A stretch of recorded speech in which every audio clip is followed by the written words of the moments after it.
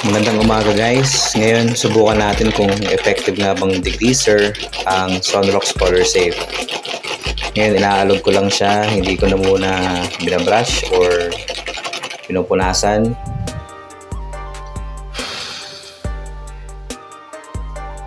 Effective.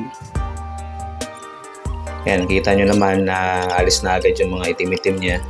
Ginamitan ko yun ng wet lube degreaser nung maulan. Ngayong maaraw na subukan natin maglinis. Sana hindi masumpa. Alam nyo naman pala naglilinis at sumpa bigla. So binabalawan na natin yung kadena sa lababo.